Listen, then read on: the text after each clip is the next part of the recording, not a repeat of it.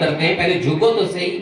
तो मृत्यु देवी जैसी झुकी तो ध्रुव जी महाराज ने क्या किया, मृत्यु देवी की सिर पर पांव रख करके सदैव विमान में आरूढ़ हो गए।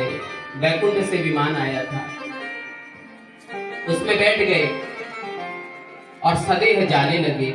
आधे मार्ग में जब चले गए तो रोने लगे। बोले, पार्षदों ने पूछा क्या बात है, क्यों रोते हो जी? बोले, मेरी माँ, मैं अपनी माँ को छोड़ के आ गया। मेरी माँ ने मेरे लिए बड़े त्याग किए हैं और जब मेरा जाने का समय हुआ तो अपनी माँ को भूल गया। बोले, जिसके घर में ऐसा लाडला परम भक्त हो, क्या उसकी माँ पृथ्वी में रह सकती है? वो पीछे को देखो, तुम्हारे पीछे पीछे माँ का विमान भी आ रहा है। तो भगवान श्री हरि की कृपा से ध्रुव जी महाराज को एक लोक दे दिया जो आज भी उत्तर दिशा में चमचमाते हैं, वह है ध्रुव लोक। बोलिए ध्रुव जी महाराज की नमः। पार्वती पतये हर हर हर महादेव।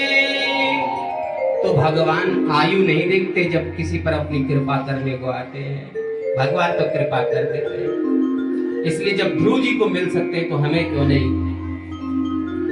श्री राधा वल्लभ लाल तिहारे चरणन की बलिहार।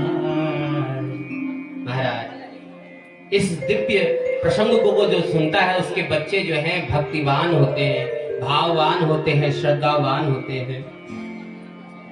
आज की इस दिव्य कथा को यहाँ पर विश्राम देते हैं। आज की कथा समझ में आई आपको? किसको किसको आई? हाथ ऊपर करिए जिसको आई। चलो नहीं आई तो कल और प्रयत्न करेंगे जहां पर किसी को समझ में। और सबसे बड़ी बात है कि ये कथा घर जाकर के अपने बालकों को जरूर श्रवण कराएं और इसे समझने का प्रयत्न करें, क्योंकि मेरे पर भगवान की कृपा है ही और आप सभी का स्नेह भी है कि ये भगवान क्षीर गंगा के समीप, आपको पता नहीं होगा इसको कौन सी गंगा बोलते हैं? खच्चार। आपने नदियों का नाम ही बिगाड़ के रख दिया। इसको बोलते हैं खीर गंगा। क्षीर गंगा क्या? क्षीर गंगा। तो वैसे क्षीर गंगा जो है बद्रीनाथ जी से थोड़ा नीचे आएंगे ना, जिसमें महाभयंकर प्रलयंकारी 2013 में 14 में आया था, 13 में, तो वो क्षीर गंगा में आया था। तो उसी का एक भाग, इसी को भी हमारे पुरानी बुजुर्ग इसको क्षीर गंगा कहते थे। तो ये वैसे लोगों ने बिगाड़ दिया तो खचार होगी। खचार कोई नदी ही नहीं है, तो क्षीर गंगा है। तो इसके तट पर भगवान त्रिवेणी महादेव, जहां पर सबकी शान बराबर है, उसे क्या कहते हैं? शमशान।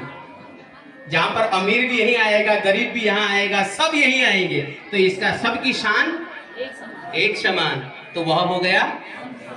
तो यहाँ पर सब बराबर है। तो इसलिए भगवान त्रिवेणी महादेव के चरणों में मुझे यह कथा करने का अवसर आप लोगों के प्रेम स्नेह से, भगवान की कृपा से प्राप्त हुआ और मैं प्रयत्न कर रहा हूँ कि आपको आनंद मिले। और फिर वही बात दोहराऊंगा कि यदि कोई त्रुटि हो गई हो तो उसे क्षमा करें और अच्छी बात जरूर सीखें। और जब भी आगे को कहीं कथा हो तो उसको यह ध्यान में रखें कि व्यास जी ने ये बातें बताई थी, कलयुग की आयु इतनी, इसकी इतनी, इसकी इतनी।